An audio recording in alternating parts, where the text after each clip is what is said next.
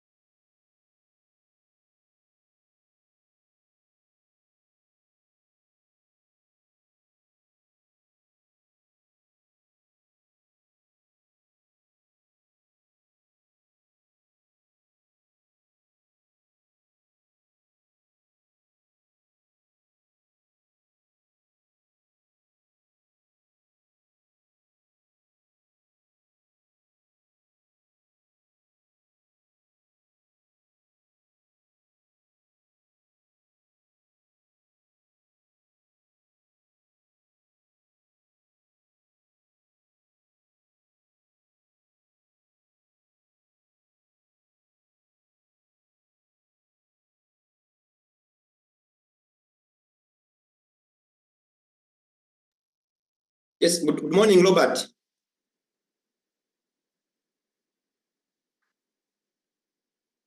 Good morning, everybody.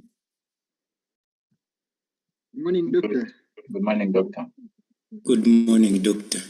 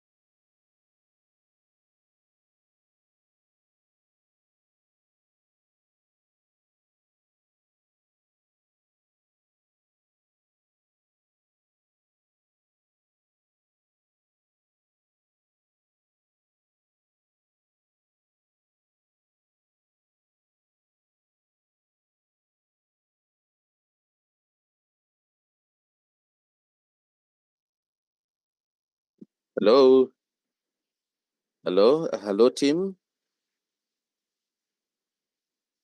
Yes, I hope we cannot wait any further. We cannot wait any further. So now, if those that we have been waiting for have not been able to, connect, I think with us we should start. Let us start, surely. We cannot wait until midday for people to join. Yes, previously we've had intros to our course. We have gotten a thorough course overview and motivations to the course. We have introduced the area of data mining, and we have seen surely why the area is an area of interest and why you should fully participate and be part of it. Now, you as a data miner, our potential, researchers in the area of biomedical data mining, we have been also able to uh, uh, see why surely we cannot proceed minus doing one potential task called data pre-processing. We have seen the main purposes of data pre-processing, and we have ideally been taken back to realize that uh, garbage in is garbage out. So the moment you aim onto using, relying on data for better decision making, we ought to have proper, high quality, reliable data. So data preprocessing is one of those core tasks that we are also yet to review today, because we know that it is part of uh, the core. Some of these processes or subtasks are very important in preparing, in helping data miners prepare their data ready for applying data mining uh, algorithms, data mining applications, to make sure at least they're able to achieve their goal. One of the goals of a data miner is to find something of interest, something interesting, okay? Is to find a pattern, is to find that very detail of interest that surely any data should possess, okay? Ideally, if data does not have anything of interest, it's not welcome data. It's not good data. It is not worth using data. So it is not important, okay? But right now, we would hope that at least so far we have the core or basic skill in actually investigating a data set placed before your tables. You should be able to say, oh, I think of that data, I think it's about this. Surely, perhaps the distribution is of this nature, and we can realize ABCD of any data set. And so that is the most important skill that each and every scholar, surely a postgraduate scholar, a data miner, an artificial intelligence scholar, should have before we think of any other thing. Okay, and so I do believe that we are good to push ourselves to the next event of activities. Okay, and so today is a special day that even when actually I had an opportunity to engage our course leader, I said, oh, surely it's just a few challenges here and there, but then beautiful is that today Sunday, I think he had the most earliest service, and we are able to say that today we are going to have an engagement, and we shall be surely blessed that we could, put to understanding and put to hearing of what he had to speak to us about. Okay, And so as I get all this set up and prepared, I'd want to invite our course leader to say one or two, and then later on he will be able to chip in as we get somewhere within today's session. Yes, our special engineer, um, uh, and actually he's an upcoming associate professor, very, very, very upcoming associate professor. It is just the delay, but this too is possible. Our engineer, Dr. Also William, please. Are you there? Are you there, please? Hello, are we there? So I think as we get that waiting in, okay, we want to, shall I get moving? Okay, when he comes online, I think you'll be very, very pleased to chip in at any one time. Okay. To us. Yes, our topic for today, that was supposed to be last week, is just because of a few changes here and there. Our early morning topic, which should basically take something relatively like 10 to 15 minutes of discussion, and then a week-long activity that was initially prepared for this. This exact particular material of interest is coming from a very huge gentleman, a co-researcher, okay, in the area of data mining, and he wrote a textbook, and that textbook, I think, the past 2-3 years, we have not been able to find any alternative that can surely. I'm just sorry if I use the word pamper, but then nurturing and making sure that you enjoy the principles and concepts of data mining. Okay. So now he's, I think, the only one that has been able to write very substantial material data mining. And so we still borrow some of the concepts from his textbook. And so specifically for the chapter 3, which surely basically introduces data warehousing and OLAP technology. Okay. We pick out quite a lot of good information that will provide an overview. And so as we walk along in the next bit of today's session, that we apply data mining, core applications and algorithms. I would wish that we get introduced to those core tasks of the ETL process. And the ETL process, for us to enjoy our ETL process, the ETL process finally leads us into what we call data warehousing, or the data warehouse design and implementation.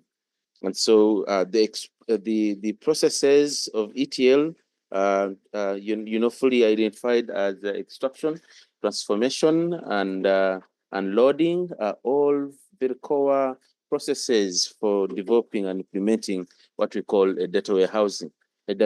So now, knowing from the concept that a data warehouse is not a house, okay, but it is something else. Okay, we know it is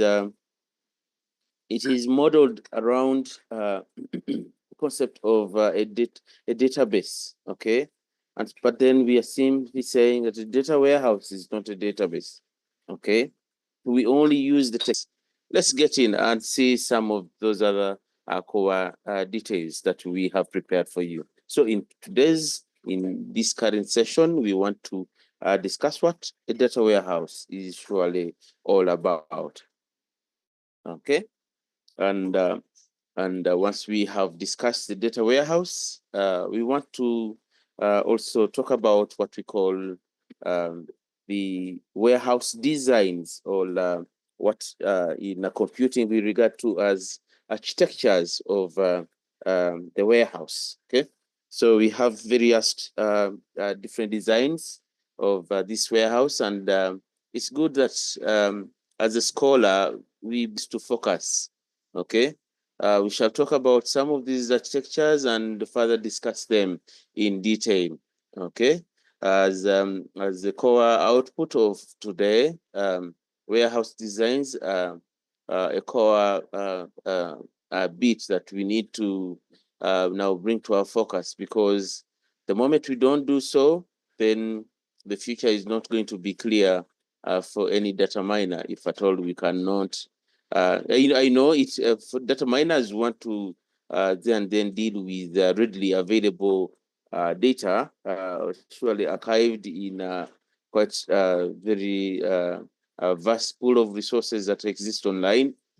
But then at your job workplaces, okay, this is extended. The knowledge of today is surely extended to what we dive into at our various workplaces, rather than surely taking it on for class and research purposes only, but then how we ought to attend to it if experienced or encountered at a workplace. So we want to also look into how we, once we look at the architecture, we want to also look into what we call data warehouse implementation.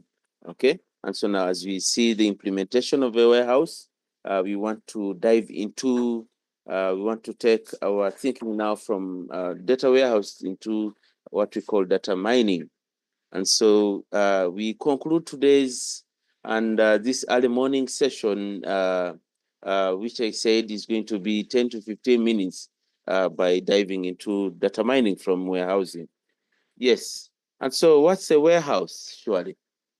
Different scholars and sources, literature sources, surely inform us that a warehouse often is simply constructed for decision support.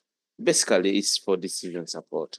Okay, we are saying that, and why do we look into this concept of warehouse? We are coming from operational systems.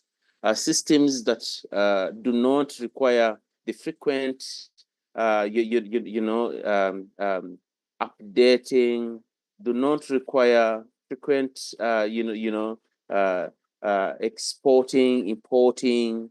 We do not require to be touched here and there, because the moment we tamper with them while they are operational, we are bound to cause challenges with the running of the actual system. And so when the actual system is not running, then the business is, tampered with or is affected. Okay, so we want to make sure that at least as we want to aim for insights into data that has been collected over time. Okay, this should be done and not from an operational point of view, but from a point that, yes, we have been performing, but then how have we been performing for over the last 2 years? So now when we introduce that element, surely means that, we need to have data that is off the operational systems. So the idea of a warehouse came from there, and it is motivated in that sense. And so by understanding a data warehouse can be observed as a decision support database. You've seen that they're calling it a database, but then at least what we know as Inmon, William Inmon, surely brings it very close. And in his particular textbook, identifies it not simply as a database. It is something, okay, that relies on the database technology to warehouse functionality. And so we can see different literature will produce it differently. So as a decision support database that is maintained separately from the organization's operational database. Okay. And so we look at a warehouse first from that school of thought as a basic understanding of what a warehouse is all about. But it coins in something of importance: maintained separately. Okay. The word, I said the two keywords, maintained separately from the organization operational database, is one core thing that we want to pick on from there. And then from this other source, I think somewhere at the bottom, I have a core number of references that we could push this to. Now, the other reference, which is a website, also identifies it as a warehouse is a support information processing. All warehouses support information processing by providing a solid platform consolidated consolidated historical data for analysis. You see, it is from our understanding and what is being brought in from a warehouse is that our data is coming from various sources and now is being consolidated into a huge single platform. And of course, this is data that is historical, okay? And this is what we are picking from that particular definition of a warehouse. So it's defined by second, scholar as, a solid platform of consolidated historical data for analysis. But a list of interest is a keyword called information processing. So at some level, we want to observe the support of a warehouse information-wise. So we are saying that as a support for decision making, it surely provides that core support for processing information. Okay, and that support is that as a platform at a user basic layer or at a user basic level, we see that we can only interact with that database or that's something that is built based on a database technology, okay, to surely process information, okay?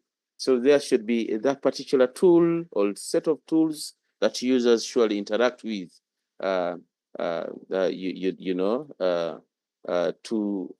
make some insights to surely have readily available queries run through this to provide a level of understanding of the data that is evolved. However, now with William, Inmon later on informs us that it is actually a subject-oriented, okay? And so even if I have quite a lot of data, surely I'm saying I'm specifically interested in this. It's subject-oriented, okay? Very specific to what I want, yes. And then yes, as it tells us as subject-oriented, it's integrated, okay? If you remember the consolidation, now this is surely is integrated. And so in addition to integration, William also further says that it's time variant and non-volatile, okay, platform. It's a non-volatile platform as a collection of all such data that is in support of management's decision-making process. So management aims at, improving its decision-making process and really runs what we call a warehouse implementation. And so Inmon informs us that it is subject-oriented, integrated, time-variant, and non-volatile. Okay, so these definitions surely bring out the core understanding of a warehouse, okay? They bring out the core understanding of the warehouse. And indeed, the concept of data warehousing simply relates the construction and use of warehouses for decision making.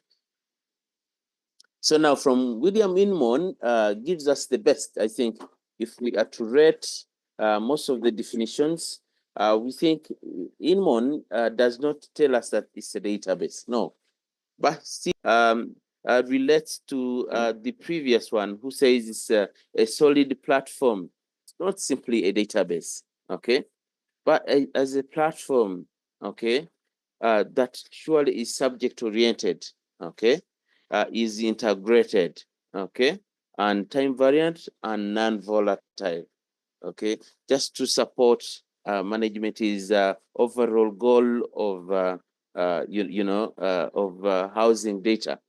The goal of housing data is surely towards decision support.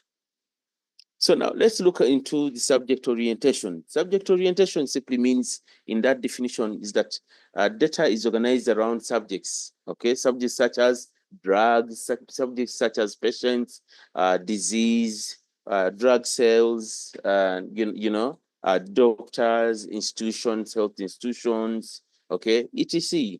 And so of interest, these are simply subjects of interest. And so focusing on modeling and analysis of data for decision makers, subject orientation,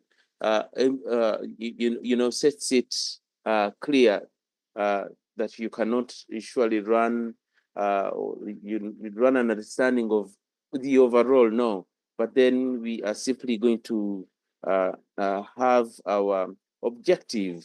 The objective would be, say, for example, understanding say drug sales at each and every pharmacy in the health institutions, or simply looking at drug reaction, okay? If pharmacogenesis was surely conducted as a study, and all this has been archived by NEDA for our National Drug Authority for, say, for example, 8, 4, 5 years. And so NEDA's interest would be into that. So now you would want to surely look into, say, for example, drug reaction vis-a-vis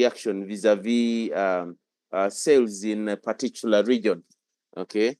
And so we would get such, and so by doing so is we are looking at subject orientation, okay? And so subject orientation provides a simple and concise view around a particular, issues of interest, okay? And so that enables exclusion things that are not important for decision making. And so next in that definition that we saw of William Inmon is the keyword integrated. So as a platform that has an integrated as a keyword, is simply informing us that data that we are going to have on that platform, I'm simply saying platform, and not in the platform is that this data is going to come from various sources, sources that are heterogeneous, okay, related data, okay, and so these sources could include relation databases, could have flat files, online transaction records, and so I know somehow we present these various types of data sources, but we need to get into deep and make sure we are not caught offside when we talk about say, for example, a relational database, when you talk about a flat file database, an online transaction processing record, an electronic, medical record, we ought to get into deepest and understand these particular kind of data sources. And so because of the integration, we see that for us to achieve the integration, the core ETL process is achieved and realized here. So things like data cleaning, data integration, all fully applied as we are seeing this, but with the purpose of ensuring consistency in, say, naming, say, in coding structures for your data warehouse, ensuring that attribute measures are also consistent, okay, among of most of those attributes from the various data. And so where we pronounce patient bill and elsewhere it is bill patient, all such need to be harmonized as we do the extraction, okay? And so surely as we do the extraction, surely data needs to be consistent, okay? And the consistency can only be achieved when such things put into focus. And so in an integrated platform comes in that way. And so from the same definition, we also look at what we see as a time variant. We have seen that we rely on historical data. So now history introduces in the time concept, okay? And so the time horizon for data warehouse surely is believed to be longer than that of operational systems. And remember, your operational systems can only back up data, okay? And so, but remember that we can use it for 2, 3, 5, 10, 20 years, okay? But then as we use these systems, online, we simply back up such data, okay? And backing up data does not simply mean we are creating warehouses, no. And because we are not simply creating warehouses, those backups are not, with the goal for decision support, no. But then we see that since such data is historical, is time data, okay, with such kind of a goal of providing data for analytical purposes, then the concept of time is then valued. You cannot now get very good insights from the last minute data, from the hourly data. Yes, the hourly data, yes, but then you see there is a time component. Okay, we need some good time. Archive data for some time and then can utilize it for with the goal for analytical purposes. And so as compared to operational databases run current data, okay? And so the kind of focus is that they run current value data, okay? As compared to what we are saying that data warehouse as a platform, we need to house or keep accommodating data for objectively, of course, for some good time, okay? And of interest is essentially 2 years to 10 years, in between there, because after 2 years, after 1 year, after 2 years, after 5 years, you're able to make a decision of whether to close that hospital or not, okay? That is when you see that you are not performing. If you are not performing, then perhaps may require management to all be fired and get new management in place, okay? Or simply those particular staff, if you realize that over a very long period of time, what they had been relaying as financial information is quite very different from analytically you are going to pick from historical data. Yes, in the interest of time, surely time variant information, time variant data is that data that surely our warehouse is going to rely on, okay? And so implicitly, surely our data will have a time element, okay?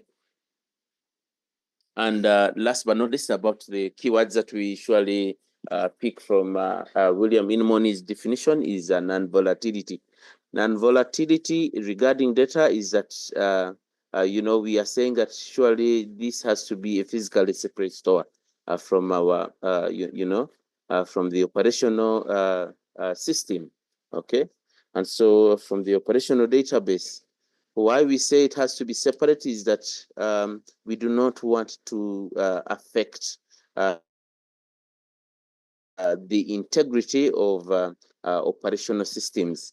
And so what we do with the warehouse is that we simply want to rely on historical data and not operational data. Okay. And so we are saying that we do not need to tamper with the integrity of a currently running system. So we simply pick off data and we store it separately of an operational system environment. Okay, and so these simply require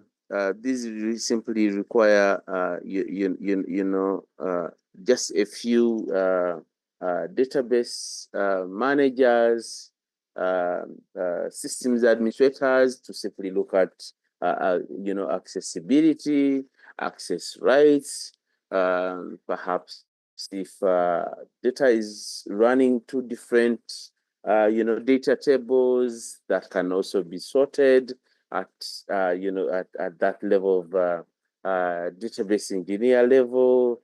But then surely with what we call data to be used for analytical purposes, no, we would not want to tamper with our operational database, okay? Because operational databases are surely volatile, okay? A mere simple tamper with it, we shall disorganize, distort, and affect the integrity of the data that is actually run in there. Okay, either we alter, say for example, different engines that actually should process data, for business purposes in the way we wanted to do it, or in a different way, and so. Data warehouses surely would simply require the initial loading, and what else that we do is we simply pick a few of interest from our warehouse. We access the data for the processing that is required for decision support, okay, as compared to operational systems. So operation systems ought to be left alone. And if you want to do your analytical purposes, run for something that is surely separate of the operation system.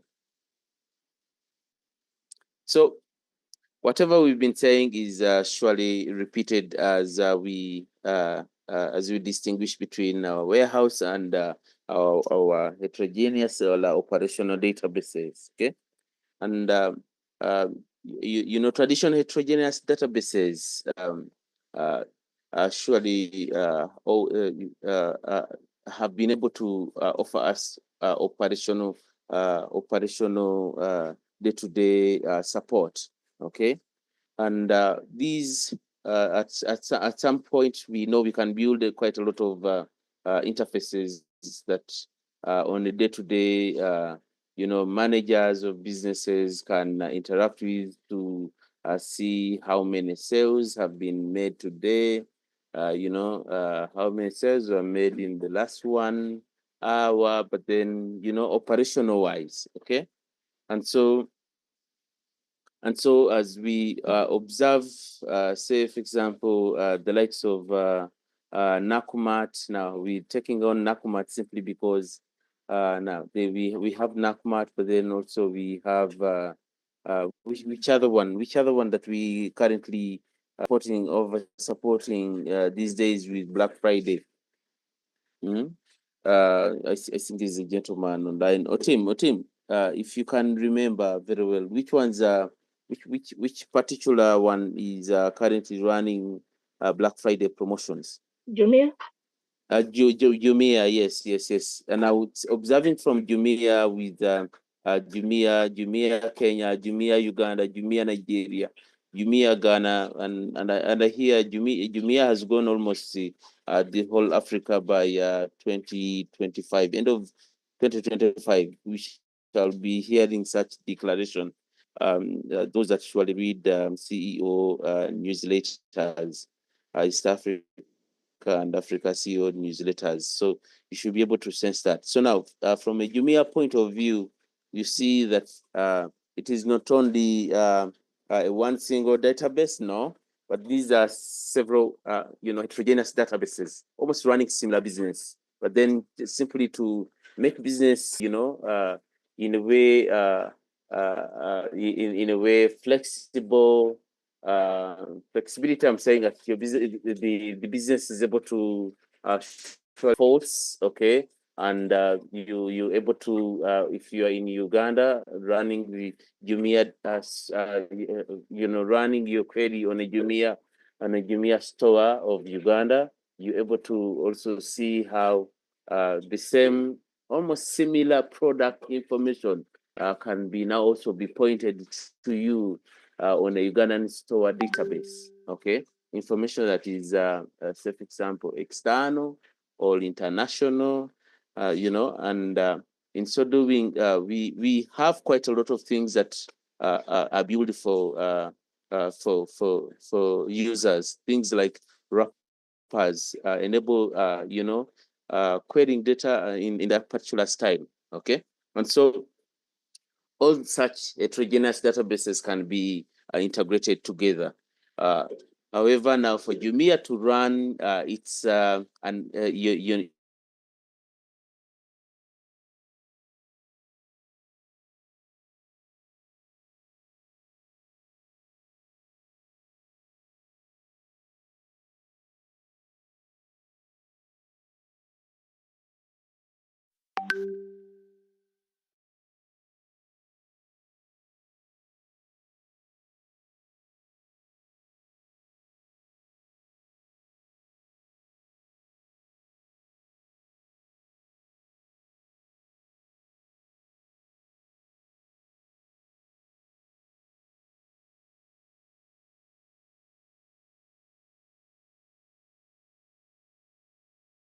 Recording in progress. I think also purchased products Z, okay? It will be of interest if you looked at it. And so you end up actually making a decision that, oh, perhaps this would be good. So you end up increasing your purchase power by simply such information. So recommender systems rely on integrated heterogeneous databases of that sort, okay? And not only that alone, but then rely on such kind of data that has been taken off operational systems and has that analytical power, okay? So you're able to use what we call similarity, and we are able to recommend that with this product, someone who, for example, purchased milk ended up purchasing also sugar. Someone that purchased milk ended up purchasing, say, for example, bread or Pampers. Okay, I'll say, for example, someone that purchased, say, say, for example, name it. But then the issue is that all this can be powered by, things that we call data warehouses, okay? And so as compared to heterogeneous databases, we've seen that also warehouses are simply integrated in the sense, okay? We integrated in the sense that data can come from all those various databases into one huge platform. You see, I now again say platform and not database, okay? And so such platform can actually stand on what we call update access. Okay, and so nothing else that we do there apart from updating it with new data that has been archived from operational systems, and user level is access. Okay, the idea is because of the integration, if the integration is done well, then expire performance. Okay. Yes, this as well introduces various forms of systems in addition to what we have seen on the previous slide. Systems that we call online transaction processing systems. Now those are operational systems. Okay, systems that we also call online analytical processing. Okay, now yeah, if you remember on the previous slide, what we saw as wrappers from a software development point of view or database development point of view. Wrappers help us to create an extra layer that users can use for analytical purposes and accessing data from different and so analytically we have seen that also systems like OLAP do surely exist. Okay, and OLAP also have others depending on the architecture that we include. I don't. Yes, that include things like MOLAP. Okay, and all these surely introducing a multi dimensional view of such systems.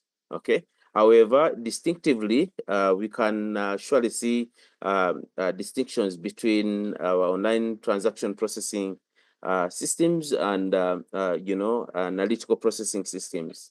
Okay, to identify from a user perspective or a layman's perspective, you would surely see that an LTP, an online transaction processing system, surely much of your focus is my current customer. Oh, what did customer?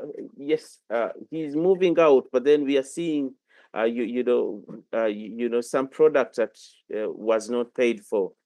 Focus is at that particular customer. Okay. However, now for the the analytical processing, systems. Okay. Now, because we have seen that do a lot of analysis and aim is decision making, focus is on an overall market. Okay, and so now in regards to data contents, our transaction processing systems surely run current data. Okay, data is very, very current, and so current as in the last 1 minute. Who worked on is customer X at exactly 4. Let us look at all those customers that purchased at 4, such that we can see whoever, say for example, connived with maybe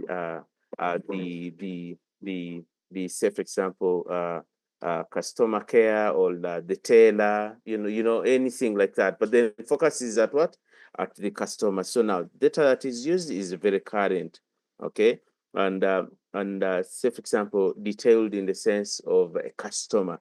Okay, as compared to analytical processing, where we see that this data could run for some good time. The time element of historical. Okay, and remember also all this data that we are going to rely on is very, very consolidated. Our next is in regards to database design. Okay, now for transaction processing systems, surely rely on the entity-based kind of architecture. Okay, and so now as we look at the entity-based architectures, attached to applications. Okay, online analytical processing systems rely on what we call an integrated kind of structure called a star. Okay, snowflake. So now whichever comes your way, but then all these are organized in the sense that are subject oriented. Okay, and so these are also called schemas, but then as compared to the entity relationship, looking at how entities are related. But then in comparison, the star schema, we look at various subjects and what surely interrelates these subjects, okay, of interest. From a view angle, we can see its current data, its local data, and as compared to the analytical processing systems or warehouse kind of component, that is evolutionary, and this is integrated. Okay. You know, there are quite a lot of distinctions that we can surely see. In terms of unit of work, you'd want to see that this is from transaction processing. We are seeing that surely they are very shorter, simple transactions as compared to the queries made in for analytical purposes. Okay. The queries are very, very complex to give you something of interest, okay?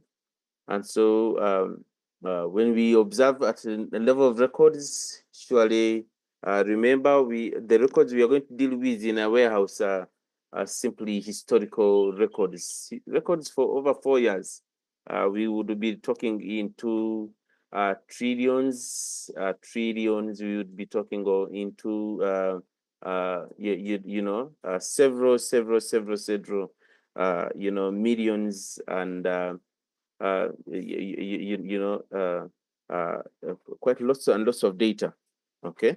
When we look into users, for a system like that, say for example, a supermarket, you have just a very few.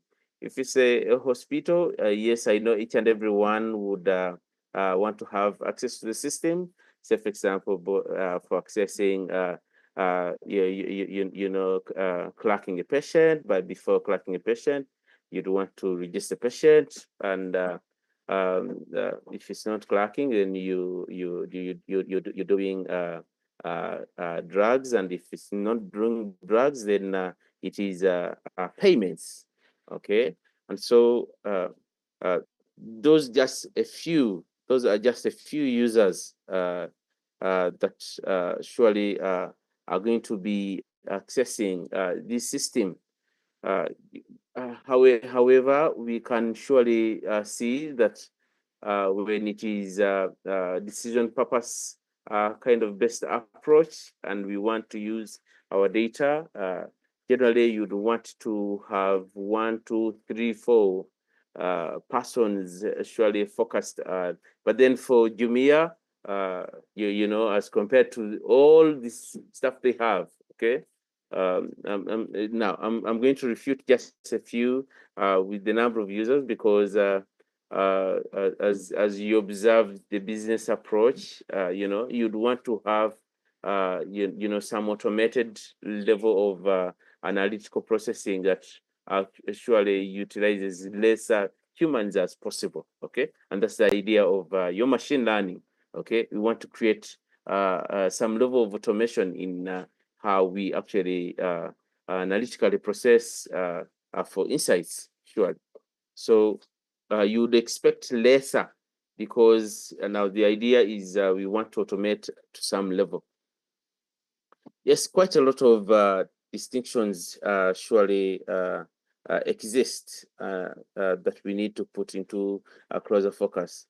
Yes, with the data we saw current, it's up to date, detailed, not only flat, but could be relational. Yes, very, isolated from your archived data. But then we can see the where your warehouse is a historical, times is simply summarized during the entire process of extraction for our warehouse purposes. It's indeed multidimensional, okay, and very, very consolidated. Okay, quite a lot of distinctions can appear and then could be identified for use. Okay, I would want to leave this particular section unless if we have a question of interest at this moment. Okay, the team online, if we do not have a question on this, surely I would want to extend our view of a warehouse. Okay, we then still talk about why surely do we have to separate our warehouse from operational systems, from an operational environment. Okay, and so when we speak of an operation environment and a warehouse environment, a warehouse, then to me as a scholar, I would still want to call it an environment. Okay, an environment, a platform, rather than simply calling it a mere database. Okay, why we separate warehouses is because of the idea of high performance. Our operational systems to be high performance. Okay, and of course, we want to be able to access records very fast. We want them to be surely in a way to achieve that. Then we do quite a lot of concurrence control, and where we performing with some force expected because of a display system, then you'd want to have some recovery somewhere. Okay, as compared to warehouses. Now, with warehouses, why surely we need the high performance is remember garbage in is garbage out. Okay, we want to surely have them well tuned to handle even much more complex.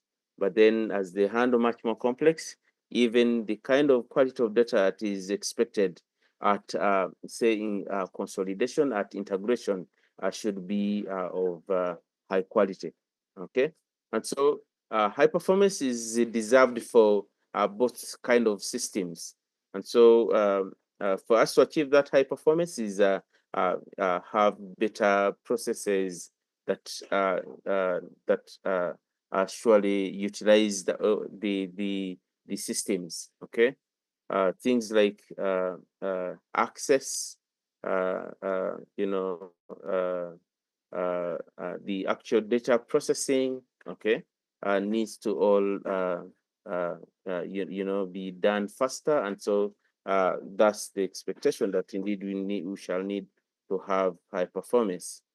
And so we also see that these all run different functions and thus different data. Okay, and so if you do not put that into focus, then we surely would be aiming for something else.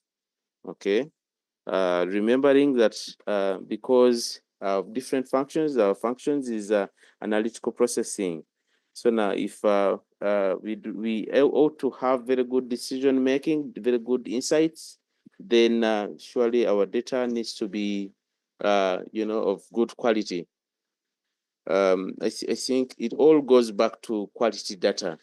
Even if we are to spend a minute or two here, it all goes back to quality data. When we want quality data, surely we need to separate these things. We need to separate these things. You need to, when you want to, understand very well how on a day-to-day, perhaps you are performing in, say, for example, in a hospital, surely then you still want to make sure that even the users of the hospital management information system are surely going to be consistent. They're going to, ensure that we do not have any missing data, and then data being reported is going to be of high quality. Okay, and so when we have this, then at the level of heterogeneous systems integration and archiving for data warehouse purposes, it will also provide us with high and good quality data. Okay, and thus at our analytical purposes or functions, we shall expect to have actually less work simply because of much of the work having been done at the other level. Okay, However, we never forget that systems are always data, and data is always data. So we need to consistently be able to run things like filling in missing data, at data consolidation, then certain functions should be done. Okay, and so surely different functions and different data are required by these systems. So we need to separate these environments, the operation environment from the warehouse environment. In a nutshell, we can surely see that warehouse environments need to be separate of the operational systems. And why we have this statement clear is that we need to have high quality decisions be made in the long run, okay? And at both systems, okay? In the warehouse, we surely need to run very good decisions. And then, daily, we need our managers to have, a very good record of the performance at various the institutions that surely run such systems. So you need high quality and high performance all systems. Yes, at this very moment, I would want to talk about the views of these systems. Must be viewed along various lines, and these lines are the lines that we later on call architectures. So now, when we observe architectures, we speak verily of four core type of designs or views of warehouses. Okay, and these views are taken to us from a business perspective, okay? And the business perspective is one that observes the design of a warehouse in regards to the market, in regards to decisions to continue on with such a business, a decision to understand the business that is surely being run and where we are picking this data from. Okay, and so various scholars have come up with these views. Okay, one of the first views of interest is the top-down view. Okay, now with the top-down view, we observe that for it allows surely the designer of a warehouse to select relevant information necessary for your warehouse. Simply because you already have come up with an objective of what you want, and so because of that objective of what you want to see with the warehouse, okay, we already sure of what particular information of interest, and so you walk into the warehouse or within. You walk to your operational database and archived or backed up data, and you're simply picking data about what you specifically want. Okay, and so you can then design your warehouse based on exactly what you want to see in the warehouse. There are those that rely on the data source view, and so they have exposed all the data in the operation system. Remember those various tables, related or not related, and so as the data is surely exposed, so they're able to say, now I think we would want to see this, we would want to see that, we would want to have that, okay? And so from our operational systems, such kind of approach, yes, we have seen some scholars use it all in practice, okay? And so from a data source view, they're able to say, I think we shall need to have this particular table about patients. I think we shall need to have this table so about doctors and their various timestamps. And so in so doing, that could aid into observing a few insights regarding, say, the access ratio and so on and so forth. But then, as a data source view, we have seen that warehouse designs can be based at that. Also, data warehouses have the other view called the data warehouse view. Okay, and so as a design, could it be conceptual, could it be on paper, and until when we realize the actual warehouse. Okay, we then look into the warehouse and realize that a warehouse is simply constructed and house simply what we call a schema of some sort. In this case, a schema simply made up of facts, okay? And facts can be identified in various tables. So now fact tables can have those uniqueness which we later on can say form what we call a schema, our star schema, okay? And the fact table have those unique identifiers that come from the various dimensional tables. No, I think it is a little confusing for you. And now, fact tables have unique, are simply composed of unique identifiers that we in database design we call primary keys. Okay, and so dimensional tables call them such tables that have quite a lot of dimensions that we are considering as subjects. Okay, and so primary keys form fact tables, and so 1, 2, 3, 4 fact tables can make a larger view of your data warehouse. Okay, and so you can have a single fact table or quite a number of fact tables, which can also still be interconnected or interrelated. But remember, they're pointing up to what we call the dimension tables, where they pick the primary keys. Okay, and so in the fact table, we are having the primary keys as the facts. Okay, which relate to the dimensional tables. And finally, in such a design, they form what we call our warehouse design.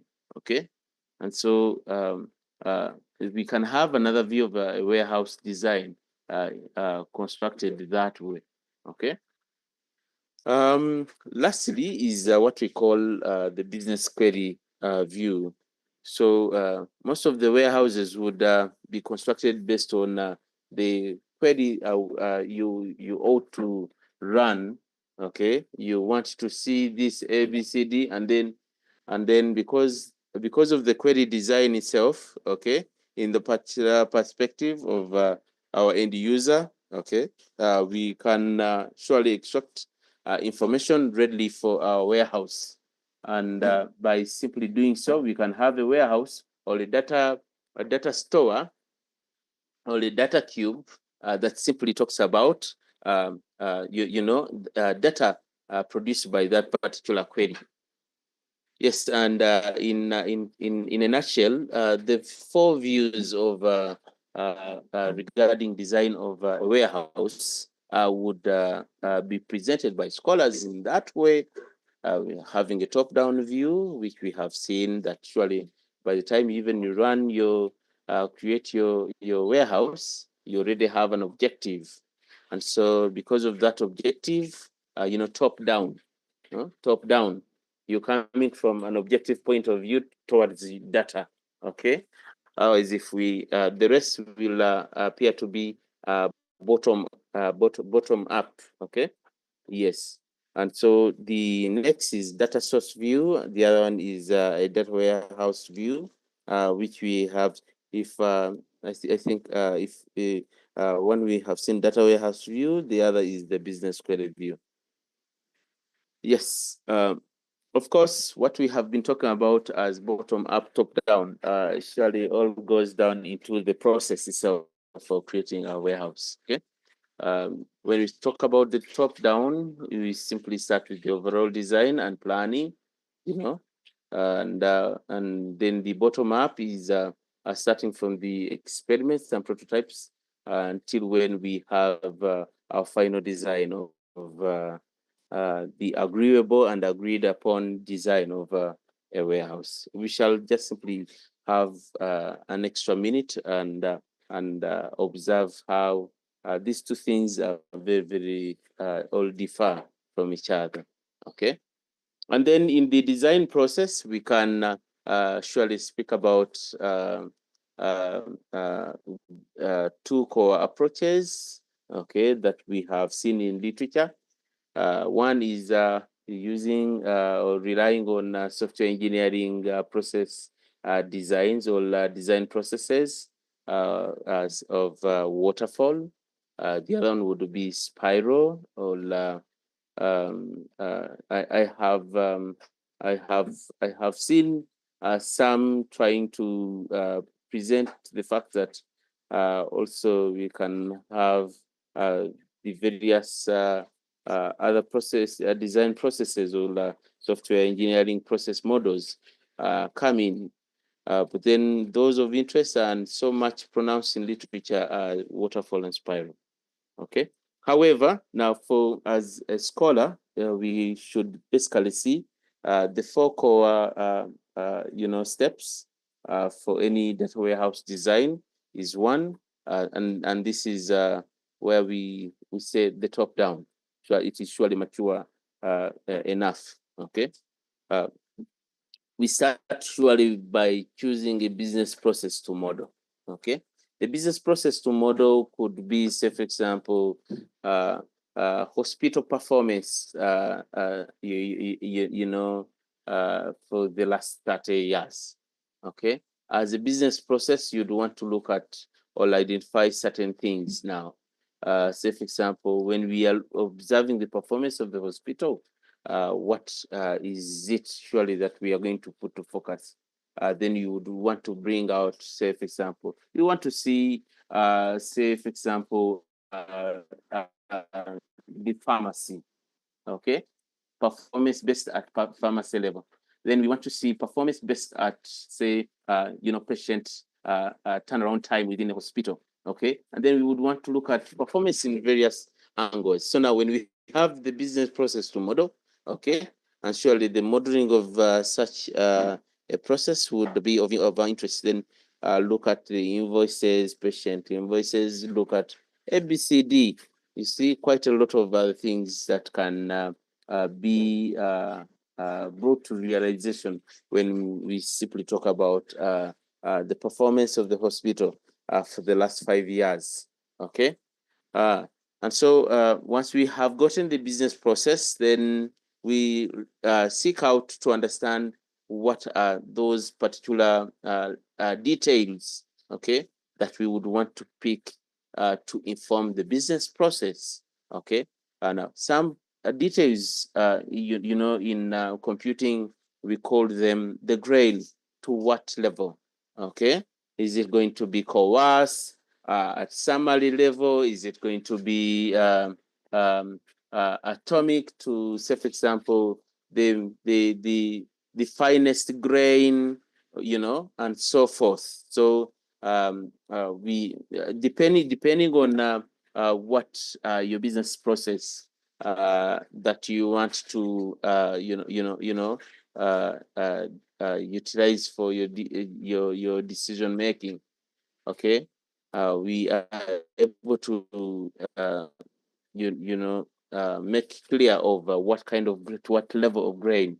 Okay, and so now once we have identified to what level of detail, okay, then we begin identifying what are going to be our core dimensions that finally also inform what we call our fact table. So now what are going to be our core dimensions. Now, if you remember very well in your database or entity relationship, your database development, we used to talk about data tables, okay? And so now your data tables in this case are your dimensional tables, okay? Or what we call your dimensions, okay?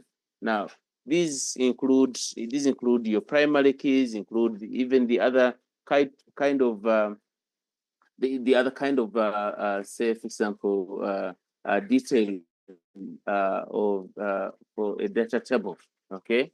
And of interest is that once we identify the primary key of your data table, now we all these primary keys are finally archived into one table that we call fact table. So now those primary keys become facts, okay? And so we choose dimensions that we usually apply to each fact table, okay? And lastly is we choose the measure that we shall use to populate our fact tables, okay? And so what are simply going to be our primary keys? Those shall be our measures, okay? And so by simply using a primary key, as we pick data from our backups, okay, we are then able to update all tables that are actually having a certain primary key within them, okay? And so by doing so, the update is the only task that you make onto your data warehouse. And lastly, once we have our data warehouse set up, we simply do the access kind of task. Yes, from a design of or an implementation of a warehouse, we see various views, architectures, designs of a warehouse. A warehouse is simply made up of such kind of illustration that we have on the slide. Just a second.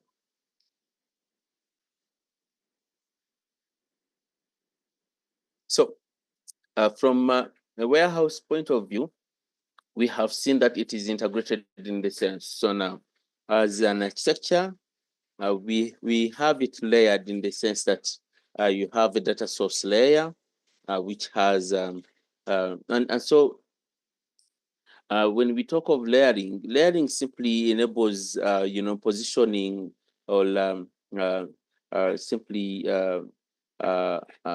holding certain elements or certain tools, certain resources, in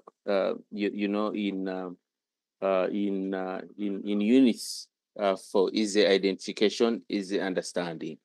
Okay, and so when we talk of various tiers or layers, then it simply shows us that we can observe a warehouse and distinguish the various tools, that usually form what we call a warehouse. And so number one of those tiers or layers is what we call the data sources. So at the data source tier, we see that we have databases. You see now we have the relational databases, and so you can see them in blue, okay? And you have those in yellow, you see they're flat in the sense, okay? So now flat file databases, okay? So that's the way we can distinguish between a flat file and the relational one when we do so. And now and so now everything about data sources can be well packaged into that particular layer or that particular tier. Now the second tier that we call data storage tier. The data storage tier means that we have applied the ETL process. The ETL process that we have often talked about is the extract, transformation, load process. Okay. The last bit that we never mentioned is the refreshing. We simply refresh the warehouse for purposes of reading the last record. Okay. And so that particular tier has what we call data mats or some smaller units of our warehouses, and also has what of importance that we call metadata. Now, metadata for any database, for any data store, minus metadata or data describing what the store surely has. If a data store does not have that, surely will not be a reliable data store. So our reliable data stores need to have metadata. Okay, it gives the first understanding about the data that is held in there. In addition to us having metadata, is the ability to monitor and integrate.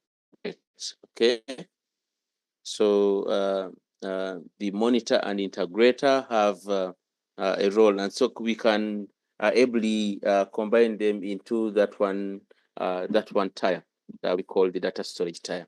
And so now, because it's a multi-tiered architecture, the other last but not least, the OLAP engine. We told you that there is quite a lot of wrappers can be put that can aid with the tools for analytical purposes. Now, like the OLAP server can be organized and placed in here, okay?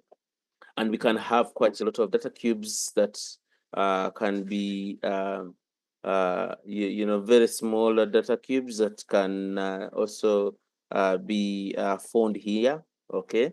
So the idea is that because we already have our metadata, we have a monitor, the OLAP server with its analytical functions can surely service user requests. Okay, now from the last tier that you are seeing as at the bottom here is the front end tools tier. User requests from that particular tier pushed over onto the OLAP server tier for service. Okay, and so now when those requests are made, they're simply made into a form of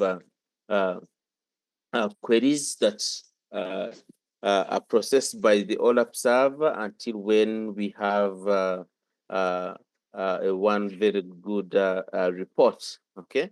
Now, when we have such reports, the reports that can ably aid in the analysis and the after mining is our motive. Okay, so now we can ably now talk about what we call a four-tiered or a multi-tiered architecture. Okay. I think we have over delayed with that particular session, and so the course leader thinks that it's a time that we switched from this session. However, now from a tired point of view, a data warehouse can be observed as a multi-tiered architecture, and the various tiers can be seen just as a means to house and hold various functions, various resources, various tools that for that particular purpose together. And so we use that as a means to describe a warehouse. So you can describe a warehouse using the multi-tiered, design or architecture. And so the other warehouse models that we can surely talk about are the enterprise warehouses. We can talk of the enterprise warehouse. Surely, for it collects all information about all subjects that relate that particular enterprise or the organization. Okay, and then data mats are simply sub units of it could be a smaller size warehouse. Okay, and so we could design something smaller to that level. So as compared to what we know of mega warehouses, the data mat is a mini one. Last but not least, virtual warehouses. Okay, those are simply with views of operational databases that we can ably use for summary views of information that is in most of these systems. Okay, and so Yes, what we were saying, what we were surely saying, what we are saying is a recommended approach that each and every designer would want to pick on as they're designing a warehouse. Okay. First is when we have our business process to model. Okay. We have, we then later on, you know, come up with our model. Okay. And so you have your warehouse model. Okay. Just like as we talked about your data warehouse design. Okay. You have quite a lot of your fact tables, you have your dimensional tables. And so you want to, once we have this model, you would want to keep on refining it as much as possible, such that at that particular point, as you as an engineer or as a developer, warehouse developer, okay, or warehouse manager, you want to make sure at time of access and use, okay, at time of access and use, your warehouse should surely service user requests as much as possible to the best of its capability. Okay, we have looked at most of the tools bundled in the various layers or in the various tiers. Okay, some of the tools of interest and the utilities that we can pronounce from the other multi-tiered view of a warehouse tools for data extraction. Okay, surely there are quite a lot of tools that surely should put to we should expose to end users. Okay, tools for data extraction. Now, you as an engineer, okay, Oracle tools would be a very immediate you know, source of tools for you to build a warehouse for say, for example, a research organization or ABCD. Okay, and so as a means to integrate heterogeneous sources, surely you would want to have data extraction tools. There are quite very many that Oracle avails to us. Okay. In the interest of time, I think we have overpushed on a very small topic. We have data cleaning tools, okay, as you surely saw with the various cleaning approaches.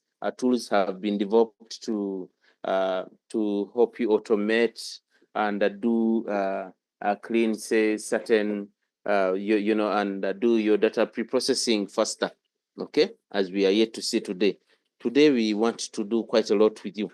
Data transformation, you have a lot of back-end tools for data transformation. We shall surely also be able to see that. And then the idea of loading, for you to be able to load, you then need those tools that include sorting, summarizing, consolidating, computing views, checking integrity, and building indices, ABCD, okay, and so on and so forth. And then lastly, you always have the you know, the tools for refreshing your data warehouse. Okay, and when you do refresh, you propagate the updates from other various data stores that you have surely just integrated into this. Okay, and have all the updates into it. Surely picks there and then because you already have the design already well set. Okay. Yes, you have metadata repository. That one we have been talking about the idea of metadata. So the OLAP server architecture, we surely saw things like OLAP. We talked about if it is an OLAP, then generally it could be also a multi-dimensional view of your OLAP called your MOLAP. And we could also have your OLAP that is entirely relational in its very own nature, and then can be regarded to be as the roll-up. You know, surely we have quite many more others. So we have the hybridized OLAP, or what you would want to call as the OLAP. Okay, and so many and so forth. We are going to have an activity that will aid us into opening